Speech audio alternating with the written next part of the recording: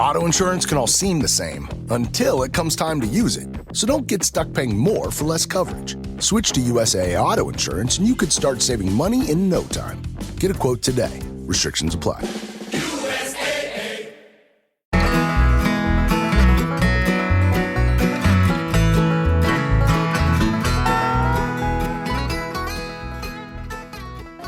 I never pressed record. Okay, well, better knowing now. Damn That's fine. it. Here we are. Here we are. Now we're recording. We just talked for like 5 minutes and I wasn't recording it at all. But let me say again that we are going to record a new episode here in a few minutes. But because it's been so long since we've recorded anything, I thought we could just catch up and chit chat, and then this will become the bonus episode for tomorrow, and then we'll go right into the new episode for Tuesday. So, happy belated birthday. Thank you. Jenna's birthday was the other day. Thank you. And we went I really liked the place we went. Let me think of what it's called. Okay. I remember. Real American food or some shit like that. Real kitchen. Real food kitchen. You're not wrong. I don't know where the American part comes from. I don't know. Because I'm American. Real is almost. It's True Food Kitchen. There you go. True Food Kitchen. And Andrew Weil. I always want to say Wheel. I might be saying it wrong. It sounds right to me. Weil. Mm-hmm. Anyways, I liked it. I liked it a lot, actually. I thought it was delicious. Mm-hmm. And when I looked at the menu before we went, because Jenna didn't know where we were going, my dad and Michael picked it and planned it. And I looked at the menu before we went, and I was like, I don't get it. Like, it looks like salads, but you can add meat to it. Like, it looked kind of like an upscale cafeteria almost. Did it kind of remind you of that new place near Doughbird? Flower Child. Yes. Kind of, yes, right? it did. And so I was like, I didn't know what to expect, but it was actually... It was good. It was good. And I thought it was going to be... In one of the pictures, I saw a TV, so I was like, it's going to be like a sports bar. Not at all. No. I mean, they had TVs a bar, above the bar. Yeah, but it was I thought it was nice. I liked the vibe. Yeah, it was a good vibe. The food was good. We had these... What's the best thing we ate to you?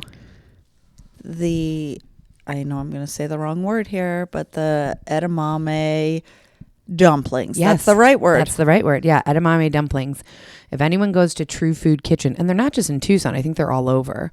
Really? Yeah. Oh. I think they are. I think well, there's that's several. Weird, isn't it? I know there's one in Arizona. I think there's one in Houston. Oh, that's interesting because... Yeah, I think they're everywhere. True Food Kitchen. Oh, so it's not just an Andrew Weil thing. He's just It is. True Food Kitchen. Dr. Andrew Weil's True Food Kitchen to open at La Encantada. That was back in October.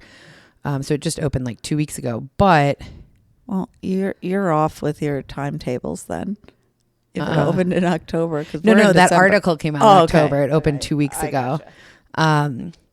But... Oh, so it's elsewhere.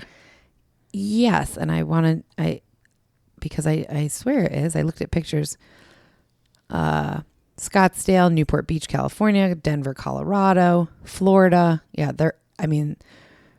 wow, there's one in Scottsdale, Phoenix, Tucson, a bunch of California. Arizona would make sense to me just because I don't know if he's from here, but he's here. Oh, he's here in Tucson. Oh, yeah. He worked at U of A for a long time. He worked at Canyon Ranch for a long time. That's the connection there. Yeah. He has a bunch in Florida. Oh, cool. There's one in Alpharetta, where I used to live in Georgia. Illinois, Louisiana, Maryland, Missouri, New York, Nevada. Shit. I mean, they're everywhere. It's a huge thing, yeah. Huge. So, Anywho, if you get the opportunity to go, I can only speak to the one here in Tucson, but the edamame dumplings were the most fantastic thing I have. Top 10 things I've eaten in that I can remember. It was wow. Yeah, it was. I mean, they were delish. They were. Won't say they weren't. I would love to know how to make them. So if any listeners know how to make an edamame dumpling, where the inside of the dumpling was like, you said it tasted like ricotta. Yeah, it was like creamy and rich and but also light at the same time. Really, really good. So everyone's all, oh, did they turn into a cooking podcast? I would love to be a cooking podcast. That'd be so fun. Yeah, and we have done a lot of food this weekend because last night rice balls. Yeah, me and Mark went over to Jenna and Michael's, and Mark and Michael cooked dinner and made rice balls with like, what was it like? Margot didn't eat that much. That's why she can't remember. Thinly sliced steak. They have this thing that goes. Right. Well, they can't see me, but it makes you put a little mound of rice in this little contraption and you shake it, and it makes it into a ball. And then you can do whatever you want, obviously, with it. And we did thinly sliced steak. Salmon. Yeah, I didn't eat any of it. Oh, the salmon was so good. And that's my favorite. I'm mad at myself that I didn't. You could top it with green onion, soy sauce, ponzu, anything. You know, a little horseradish. Sure. Not horseradish. Wasabi. Thank you. I think I only ate the steak and then Oh, that's salmon. Yeah. They had ahi too. Yeah, the salmon and ahi are my favorite, like sashimi type fish. So we had that last night. And then today, yum, Jenna and Michael and Mark went to get pho. At Miss Saigon. And I did not go because I was feeling a little bit hungover, truthfully, from last night. But they brought me. She didn't eat anything. That's right. But they brought me pho back here, and I just ate it, and it was phenomenal. Yeah, it is good. Pho-Nomenal. That's what I'm going to call this bonus. Yeah, Pho-Nomenal. Pho-Nomenal. That was good. Look at your brain firing on all cylinders. Whoa. We've had a lot of foods and drinks this weekend. It's been lovely. I have not had a lot of drinks. I have. I'm just kidding. I've had a few, but I've had too many drinks. But and also, like this food weekend, it's not more than usual. No, it's not. I guess we just don't often talk about. You're right. I mean, if we hang out on a Friday and a Saturday, there's food, and a Sunday, we cook. We went out to dinner, so I guess that's part of it. Yeah, that's true. We do. Usually, you come here on Fridays because Michael works on Saturday, and Mark will make dinner, and then Saturday at your house. Everyone's like, well, good to know. Glad that we know your food schedule now. Well, we only eat breakfast once every other day. I've been back for a week from Belize. Let's be honest, 9 days. Yep. 9? Well, you got back on a Friday. Yeah, that's true. Yeah, I'm still. I just think I know where you're going, so I wanted to say, like, it's actually been clear. 9 days. Yeah, I still am not fully back in life. I feel like look, before we went, I spent 6 weeks like drinking almost not at all, eating very healthy, exercising. I was like really preparing for the trip. And then when I went on the trip, I just like, obviously all that went out the window, and I ate and drank as much as I wanted and vacationed. And I haven't vacationed in so long that I forgot how much I like vacation. Yeah. Vacation is awesome. Like it should be done more. The last thing you said to me when I dropped you at the airport, it was still dark out.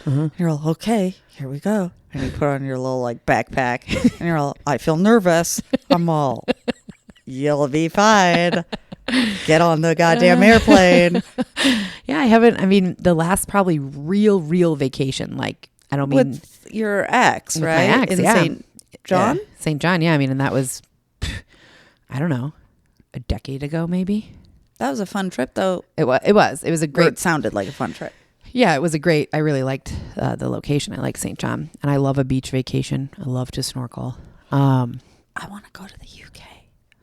I was watching Ladies of London. Remember? Didn't I tell you that last night? Maybe. That's like old show On Bravo. Peacock. Yeah, I think it is a Bravo show. Yeah. I want to go somewhere in the UK. I also want to go on a beach. So different, but something about the UK. It's like We went. Yeah, I've been. But we were little. Well, we weren't that little because I was like 13. Yeah, I was 15, I think. 16. Well, you want to know how I know when we were in London? Because I can picture this one picture of you and me and Dad sitting on a bench, and my hair was like this long. So it had been growing in for a little bit. 16, maybe but almost 17. Shaved it. Yeah. So I was probably 16. Yeah, you're right. Yeah. But, I'm going to say something wrong. Okay. Because I was going to say, well, I was in Scotland not too long ago That's the UK. No, it is. I think it is. I feel like we should both know that, but it's okay that we Well, don't. I've been there and I love it. Is Scotland the UK? It's got, yes, Scotland, Wales. Yeah, it is. Of course it is. England and Ireland. Yes, it is.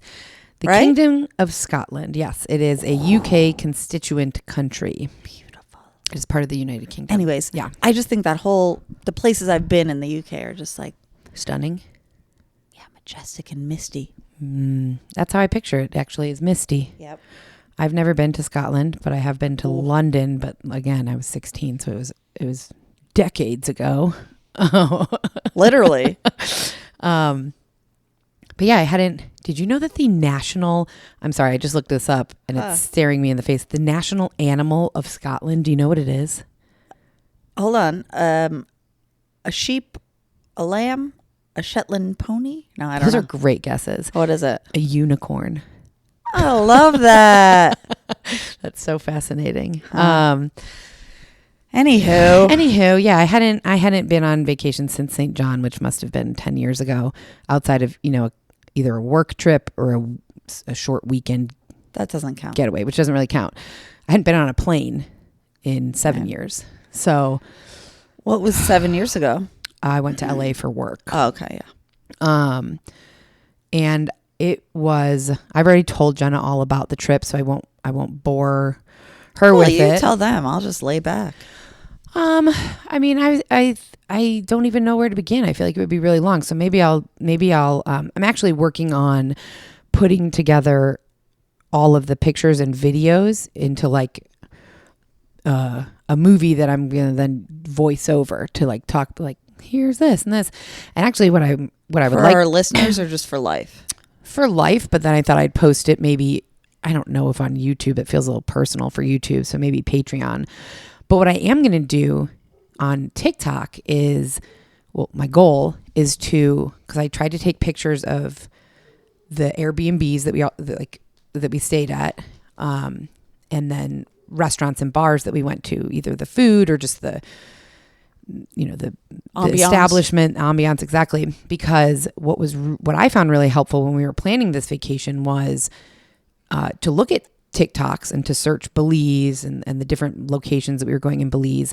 And there wasn't like a ton, but there was a good amount of videos that people made saying, here's the top 5 things you need to know before you go to Belize. Definitely do these 3 things while you're in Belize, or things like that. Well, it's real people, because you can get that on YouTube, which I watch all that YouTube stuff before a trip. But also, I mean, even that, yeah, just more real accounts. Right. It was people who had either been there or were actually there while they were filming this. So I realized, but I know before we left, I think I had said on some bonus episode or something, I'm going to try to document it all and put it all on Patreon. No, I did not do a good job of that. I think there are 2 pictures of me, probably about 30 of Mark, and then a lot of pictures of dogs that I met along the way, and just the scenery and stuff. But I think I captured enough, and we learned a lot. Like, neither of us had been there, so we learned a lot of like, definitely you want to do this when you're here, and I would never go back to this city, stuff like that. So I would like to make, actually made a list of the different TikToks I'd like to make, because I found other people so helpful that I think it would be nice to kind of do the same. Pay it forward. That's right. But overall, I fell in love with it, with the whole entire country. It was amazing. We've now made Belizean stewed chicken 3 times, trying to perfect the recipe. Did it get better each time? It did. I'm going to let Henry in real quick. Dun, dun, dun, dun.